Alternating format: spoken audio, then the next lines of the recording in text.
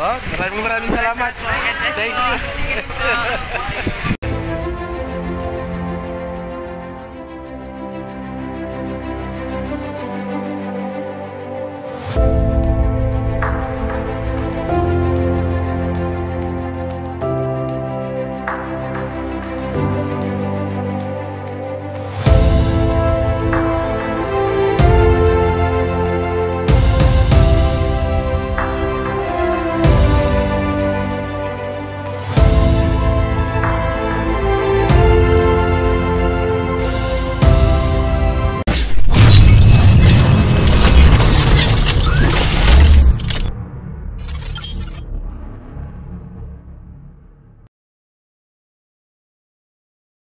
Welcome to my YouTube channel. This is Kuya Potpot Vlog at meron tayong isang reaction video po, no? Ito po yung nakaraang live po kahapon ni Kuya Bal Santos Matubang. Ito yung naging salubin niya sa nalaman niyang pangyayari doon po sa pagpunta po nila Kalingap Edo sa Maynila, guys. At siyempre, bago tayo magsimula ay mag-shoutout po muna tayo. May galap shoutout po sa ama ng Kalingap na si Kuya Bal Santos Matubang, Ate Edna Vlogs, Kalingap Rab, 10 ng kanyang mga kasamahan. At syempre, mega love shoutout din po sa lahat po ng sumusuporta sa buong Team Kalingap. Isang mapagpalang umaga po, tanghali o gabi mga Kalingap, saan man kayong sulok ng mundo naroroon. Naway lagi po kayong gabayan ng ating poong may kapal. So, ayan guys, meron ako ipapakitang video, no? Mula po ito sa live po ni Kuya Bal kung saan ito yung naging opinion niya o salubin niya sa nangyari po dun sa nangyaring live po ni Dr. Lab nung nakaraang gabi kung saan medyo nagkagulo nga po dun sa comment section ng kanyang live, guys. At so panoorin po natin, guys, at pakinggan ang naging salubin po rito ni Kuya Bal. Alam niyo po mga kaibigan, walang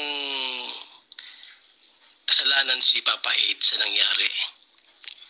Wala siyang kasalanan si Papa AIDS. Ang mali lang po ni Papa AIDS, mga Kalingap. Alam mo ang mali ni Papa AIDS? Nagtiwala siya kay Dr. Lab. Yun ang mali niya doon.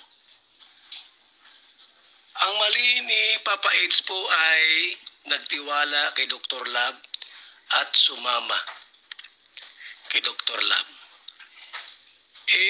Jowa niya yun? Ay, jowa, hindi pala. Kat-chat niya ito si sino nga yung babae po mga kaibigan na sponsor ko, no? Sino yon yung sponsor ko, no? Na nag-invite na puntahan doon. Kalayo-layo, Gina Pablo. Yun ang palpak. Alam niyo po ako, sa totoo lang po, ang dami kong sponsor noon. Dami. Grabe ang sponsor ko. Pero ni isa, hindi ko sila pinupuntahan. Ano sila sinaswerte? Hindi pwede sa akin yon. Sila pupunta rito. Vlogger ako eh.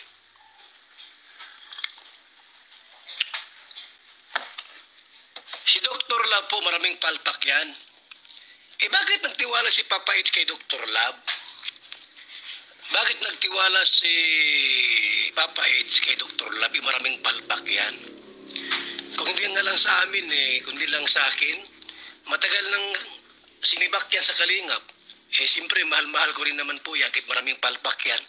Alam mo sa Baguio noon, na EDSI rin po, supporters, na pinahotel kami, palpak din po yun. Palpak yun. Alam mo, biniyaran ni Kalingap Rab doon, 32,000 pesos. Kasi nga po, bawat isa sa amin ay magbibigay po ng 1,500. Ang dami namin. Ang dami namin.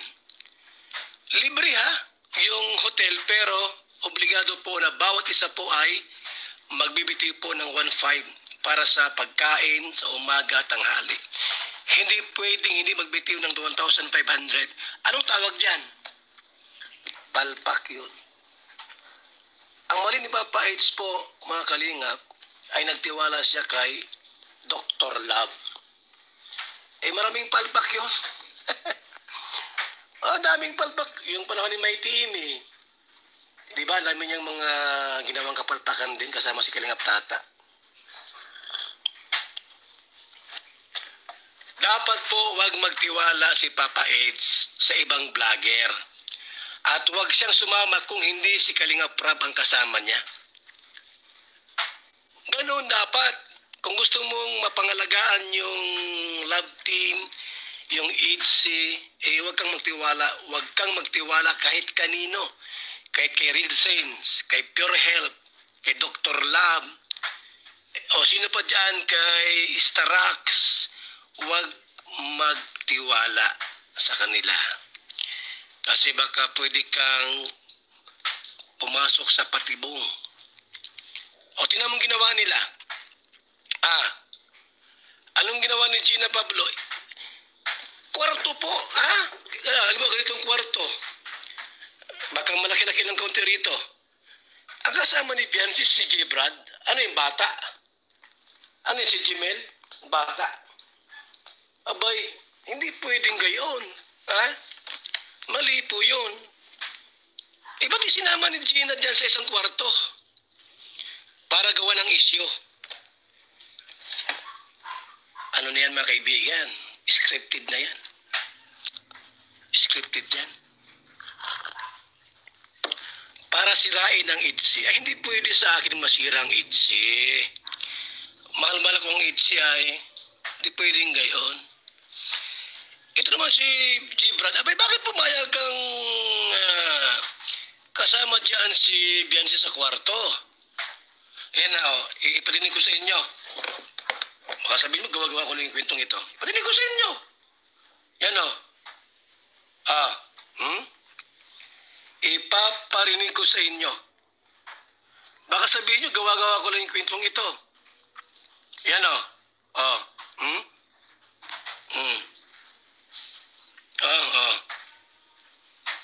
Yan o.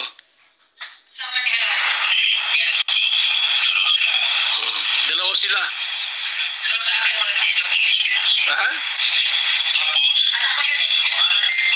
Ano na kayong ipain ko kayo? Nasa si Gibran? Naroon kasama si Bianci. Loko-loko ka? Ipain kita dyan.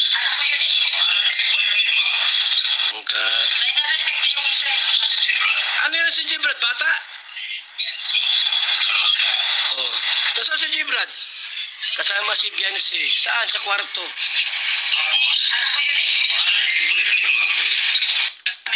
Kasi nung time nila sila nabigyan ng... Huwag namang gayaan po, mga kaibigan. Kaya, Papa Eds, huwag mo na ulitin yan. Huwag kang pumunta sa mga sponsor. Ako nga po, mga kaibigan, Ang tagal ko na sa social media po, wala pa itong mga vlogger na ito. Mga bata pa sila, Papa Eds. Sila Never akong pumunta sa mga sponsor. Sa bahay nila, wala po. Kung gusto akong makita, pumunta rito sa Daet. Hindi ako pwedeng pumunta sa inyo. Bakit? Sino ba kayo? Hindi pwede. Hindi pwede yan. Mamaya, gawin ako ng kwento. Kaya sponsor pa yan, anong pakialam ko sa inyo? Kung gusto nyo kaming makita, gusto nyo makita ang EDC, si Bianci, si Papa Eds, kayo ang pumunta dito. Ang mali ni Papa Eds, abay nagtiwala kay Dr. Lab. Yun lang naman ang mali ni Papa Eds doon. Dapat di siya nagtiwala kay Dr. Lab. Maraming palpak na gawa yan. Si Dr. Lab. Kung di nga lang sa amin, matagal nang laglag yan si Dr. Lab ay. Kailang mahal-mahal ni Kuya Bal yan si Dr. Lab. Mga kaibigan. Kahit pa yan ay matinding sponsor yan, pakialam ko sa kanila. Kailangan nyo kami makita dito. Formal. Dito sa kay Kalinga Prab. Kasi baka dyan kang alam mo Papa Eds, baka dyan kang malaglag. Baka dyan kang malaglag. Payong Tito. Ayan Payong Tito. Huwag magtiwala sa sponsor at kay Dr. Lab, kahit sinong vlogger dyan, kay Ridsen, Pure Health na magsabing, Papa Eds, may sponsor dyan gusto kang makita. Sila ang pumunta. Sila ang pumunta. Ako nga po, wala akong love team. Wala akong love team. Pag may mga sponsor, sabi ko, punta kayo dito. Gusto nyo kami makita, pumunta kayo dito sa diet. Hindi pwedeng kami pupunta sa inyo. Hindi pwede. Oo. Huwag ganun. Ha? Hindi pwedeng mamaya ma-prim up nyo kami dyan. Magawa ng kwento. Paano yan? Tulad yan, no?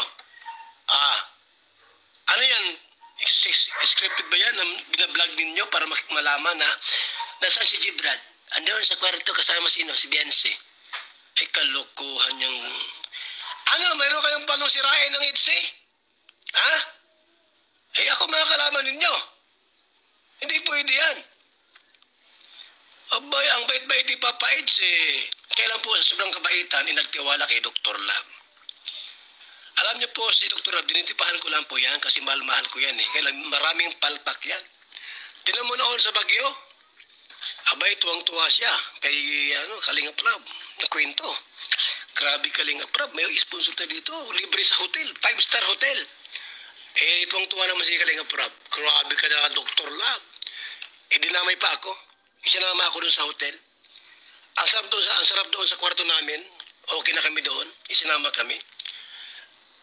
Alas 10 ng umaga po. Ng gabi. Alas 10 ng gabi. Pinatulog kami sa hotel alas 2 na madaling araw. 11, 12, 1 to. 4 na oras na sa lobby kami ng hotel. Nakipag-negotiate. Kasi nga po, hinihingan kami ng 32,000 pesos. Para daw po sa pagkain. Hindi pwedeng walang 1.5 bawat isa. Ang tagal sa labas. Sabi ko, palpak naman si Dr. Lab na ito. Kaya po, alam niyo po, kung kami lang, walang problema. Walang problema. Kung si Dr. Lab lang, kaya kong i-adjust sarili ko. Pero po si Papa Eds po, hindi makakatanggi yan. So, para tumagal ang ITSE, Papa Eds, payo ko sa inyo, huwag kang sumama maliban kay Kalinga Prab. Mapapahamak ka niyan.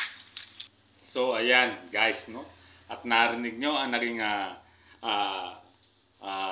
saloobin o opinion ni Kuya Bal Santos Matubang, no? Sa nangyaring di maganda, no? Sa pagpunta po ni nila Kalingap Edu, Dr. Lab yan siya at iba pa nilang kasama. At doon nga nangyari pa ang hindi magandang eksena, no? Doon sa kung saan nasa hotel na po sila, no?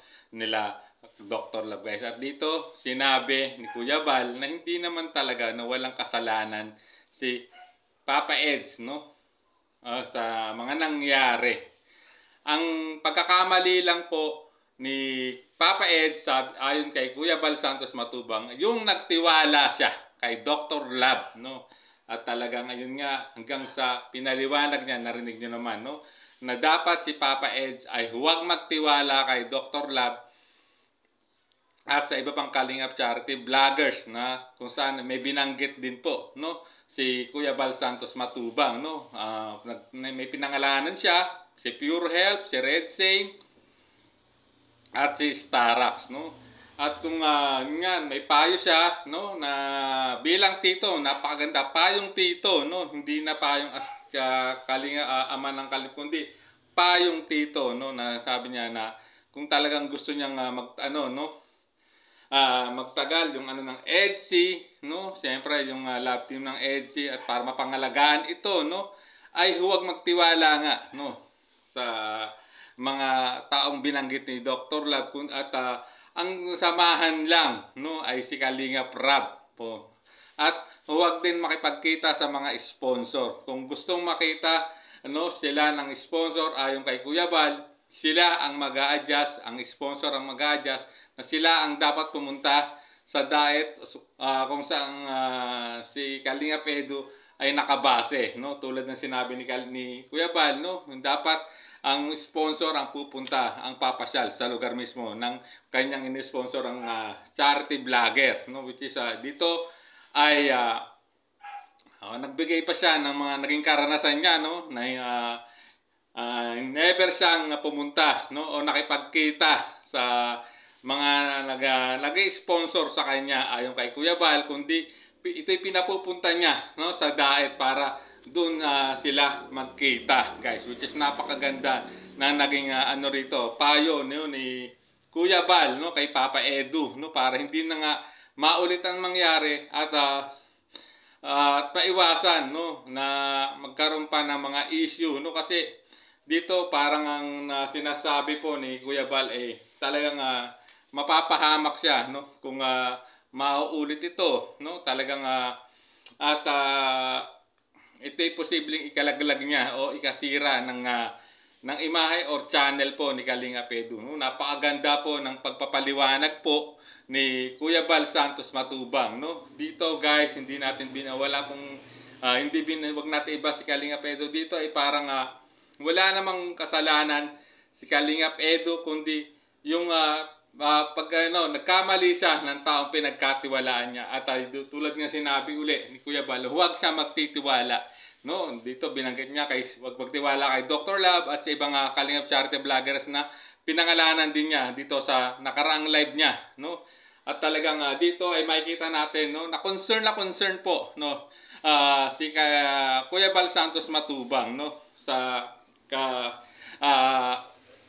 Kalinga Edu, siyempre, at pamangkin pa rin naman noon nga, kasi ito ay pamangkin ng kanyang asawa na si Ate Edda Vlogs, which is ayaw din naman niya talaga mapahamak itong si Kalinga Edu. Kaya ito kanyang sinabi, o ito ay naging opinion niya at nagbigay pa ng napakagandang payo bilang tito po ni Kalinga Edu, guys. So ayan, hanggang dito na lang po ang ating reaction video. Maraming salamat po, at kung gusto niyo pong mapanood ang full video nito ay muli niyo pong bisitahin sa official YouTube channel po ni Kuya Bal Santos Matubang, sa Bal Santos Matubang official YouTube channel, guys. So maraming salamat po. Hanggang sa muli po nating reaksyon. There's a vlogger named Kuya Pot, spreading good vibes, giving all he's got. With the camera in his hand, he hits the road, capture moments, sharing stories untold. Kuya Pot.